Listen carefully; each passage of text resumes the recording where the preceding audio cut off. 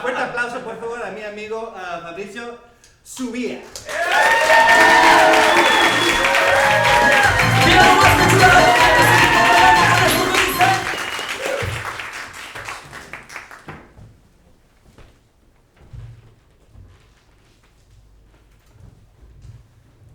Hi, y'all. Thank you so much for being here. I'm going to do some poetry for you guys. Thank you. Yeah, so I'm a multidisciplinary artist and poet, and I do want to give a content warning. I think the vibe is going to be a little bit different than what we just had. I'm going to be reading a set of poems about the most important person of my life, but it's going to be about grief and death. And I know that's something that we've all kind of dealt with, in the past few years. So if you need to step out, we're having a good night. I won't be upset. Yeah.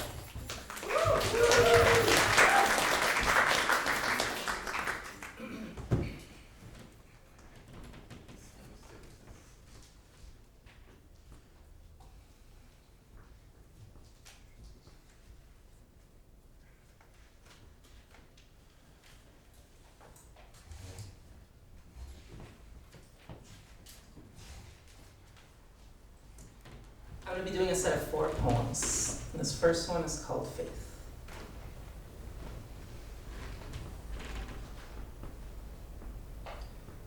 I believe in miracles. On the day of her birth in 1962, my mom was already set to die. Born 6 months premature, her ears were rolled up beside her head like communion wafers of sambiamil. Her hands were glued to her fists, and her eyes hadn't yet developed the slits to be able to open them. And the way my grandma described it was that she went directly from the hospital to the funeral home to be given the holy oils on her forehead that would prepare her for the afterlife. But when the priest touched her head, La Virgen de Fatima appeared in front of them and told them to make the pilgrimage to her holy sites and that there she would live. In some places, La Virgen has another name. Tuanitsun is the mother protector, and on her sacred site, my mom was submerged in alcohol and fragrant leaves, and spit on with rum and cigar smoke until the room became haze. And my mom lived. Her name became Maria Luisa del Rocio de Fatima, and she's been devout ever since. I believe in miracles. As a child, I had a birth defect. Told I wouldn't be able to walk, my right leg had developed improperly inside the womb, and it had come out broken and shriveled. And I never believed that story until my mom showed me pictures of me as a baby. I remember the moments when I asked her, how did I become who I am? And she said, we're a blessed people. Our family is witness to miracles. The connection we have to the eternal is something few others have. Like her before me, I was handed to our guías espirituales upon my birth to be cared for by our spirit ancestors. And they healed me with unnamed rituals in dark rooms that superseded written history. I believe in miracles because I've seen them myself. My uncle, the brother of my mom, was a bad man. Abandoning his second family, he left the son of her lover fatherless. When he needed money, he stole. Guayaquil is a dangerous city, and he was shaped by it. But he loved me deeply, to his old age. And when he contracted terminal cancer, I prayed to our spirit ancestors for nights. And our guías took him in and washed his frail body with herbs, rubbing savila on his skin until it bled, and chanted for his soul, for he was a bad man who God had deemed would repent. And a month later, when his cancer was gone, the doctors had no other explanation than to declare it a miracle. I believe in miracles. But my uncle died 10 years later, unceremoniously. And soon my mom will go, and soon I will go, like my brother once. When our guías told me 10 years ago that he wouldn't live past his 30s, I chose not to believe them. Why are we blessed by miracles? My brother was my best friend, and he raised me because we didn't have a father. Of all of us, He was the one without sin. It's the world that's sinful when it took his life. And I ask, where are our guías for him? Why me who's hurt so many? Why bless me with the pain of uprooting me to a country with no other family, only to take that away? Why bless me with the horrible memories of my mom's screams as she buried her son in dirt? While my ancestors danced in ceremonial welcoming. Why am I blessed with a terrible knowledge of life when he should be here in my stead? Tell me what God allows this fate, who weighs a perfectly balanced scale, that as a blessed people I've witnessed in terror in el panteón de mis antecedentes, but I believe in miracles. I believe in miracles. I believe in miracles. I believe in miracles. I believe in miracles.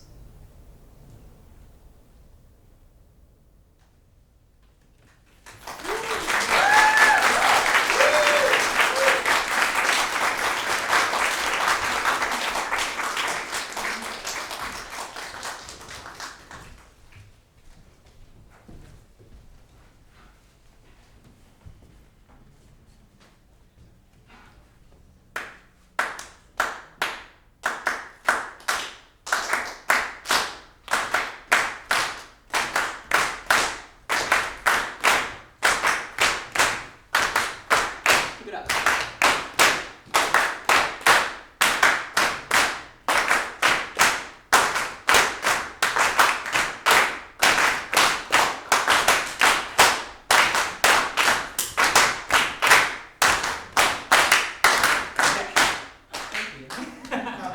We just participated in something ancient.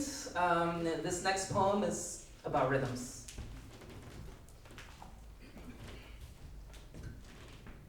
The Azteca dancers of Tenochtitlan adorn their ankles with ayoyotes when they hold their ceremonies.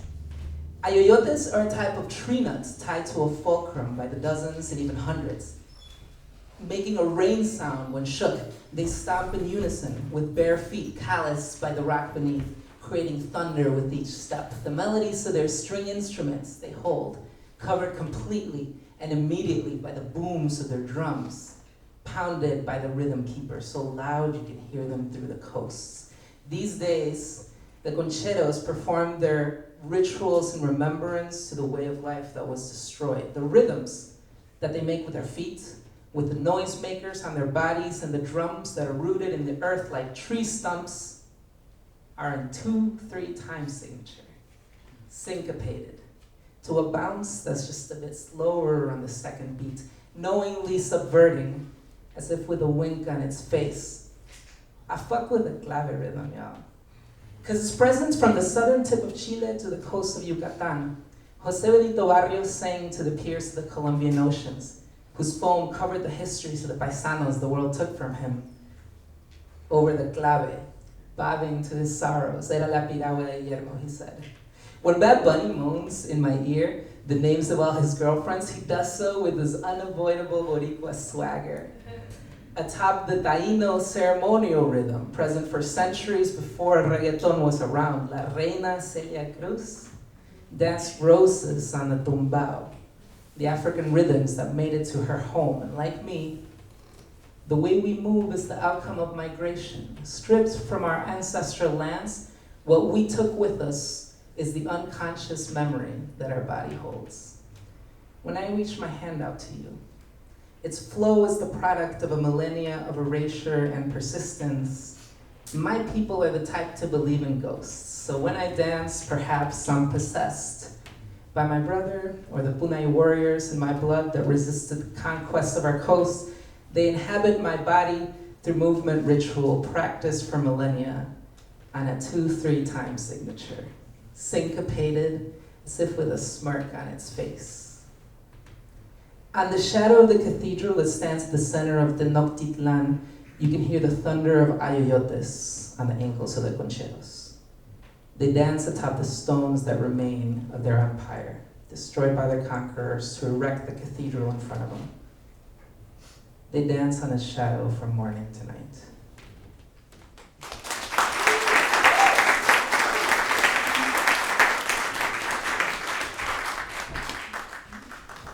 This next poem I'm gonna read is from this person right here, Medardo Ángel Silva, is Guayaquil's most famous poet. I'm from Guayaquil, Ecuador, which is a coastal city in Ecuador. There are other Ecuadorians here? All right, my guy. Where are you from? Well, my family's from Guayaquil. Hey, that's really hard to find here. Shut up. This one's for you.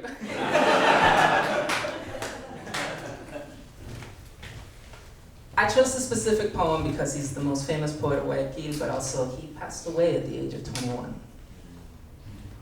Mi ciudad is called. Se encuentra mi ciudad circundada de cerros y sobre los cerros la corva luna brilla, en los patios ululan tristemente los perros, al vagabundo espectro de la diosa amarilla. Tienen sus calles reminencias provincianas, infantil alegría sus casas de madera, dulzura familiar sus sencillas mañanas y es siempre una mentira su fugaz primavera. Oh ciudad de Santiago, ciudad pequeña y mía, que abrigas mi alegría y mi melancolía y el universo lírico que dentro del pecho llevo. Imagen de mi alma tantas veces vencida, que resurges más bella, cada vez más erguida, con un ritmo más puro y con un ideal nuevo.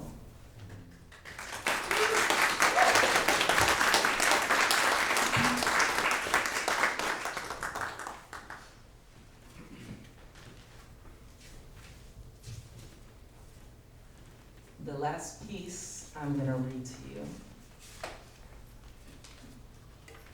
is a poem about Sonic the Hedgehog.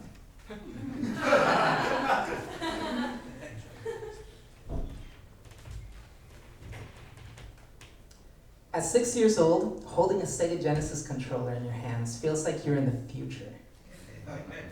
The buttons, when pressed, are deliciously mushy, as if you got in your hands the wheel of a hovercraft that you maneuver at 100 miles an hour through the maze of your house. But connecting the console to the console embodies you to the definition of cool. Sonic the Hedgehog 3, y'all. My first video game. It's like a roller coaster that you can control. The first scene, the dude starts out on top of an airplane before turning Super Saiyan and gliding across the ocean to reach a tropical island. Y'all, the colors on those waxy palm trees pixelated with such artistry that you can almost pick them out ripe and taste them. Sonic don't have time for that. Or you. If you don't move for 3 seconds, Sonic starts tapping his foot impatiently, looking dead at the camera, annoyed at you like, let's move. We got an adventure. But before you can even do that, on the top corner of the screen, the coolest thing happens. A fox with 2 tails that propels him like a helicopter flies down to the ground to join his best friend. Tails is my favorite, and I'll tell you why. Well, first of all, he's cute as hell. He's got big eyes and big ears with puffy little fuzzies coming out of it. He wears the same shoes as Sonic because canonically Tails is 3 years younger than him and just like wants to be like him. But Tails, my guy, doesn't realize that he's just as capable and more. He can fly with his helicopter butt, and unlike Sonic, he can even swim. And that animation, by the way, cute as hell. His little balloon cheeks puff up, make a scrunchy face, and he doggy paddles with his paws. Sonic the Hedgehog was created through focus tests to appeal directly to a kid like me. Sonic was cool. He was older and determined, had a confident attitude you could never match but always wanted to, and he ran at 60 miles an hour through hoops and enemies effortlessly, not something I, a 6-year-old player, could do. Which is why I was handed the second controller, player 2. Now Tails, that's someone I could relate to. The camera never fixated on him, like the game did not care that he was there at all. He's the character that you make your little brother play when he's being annoying and doesn't let you play the game because he wants to, but who's old enough to know that just handing him a controller that's disconnected doesn't mean he's playing. Tails, he's just happy to be there. You can beat the entire game without him, But then you wouldn't have a flying fox as your sidekick. Sonic 3, the game, is all about exploring worlds while building a momentum and speed that the camera can't even keep up with Sonic, let alone Tails. But you know what? When we were kids, the way my brother and I played it, he always kept stopping so that I could catch up. He would instruct me. So this is how you jump over the spikes on the ground, land on the enemy right there. Sonic 3 isn't a game where your time runs out if you take too long, but each 45-second stage would take us like 10 minutes to finish. We explored the whole world together at our own pace, looking behind hidden walls to find their joy. Sometimes a big hidden ring would appear behind a wall, and he'd let me run through it, transporting us through special stages. That was something we found together. And truthfully, we grew up outside of Sonic with the same dynamic. It's been 2 years now since I've been able to play with him. And in that time, I've asked myself, who really am I? Like, artist, poet, immigrant, sinner? No. Me, I'm Tails the Fox. Little orange guy with red shoes. I'm the little brother who wants to be like Sonic. These days, I play Sonic 3 alone, and I'm player 1. But I still play as Tails. And I know all the levels by heart. I'm just glad I had somebody so cool to show them to me.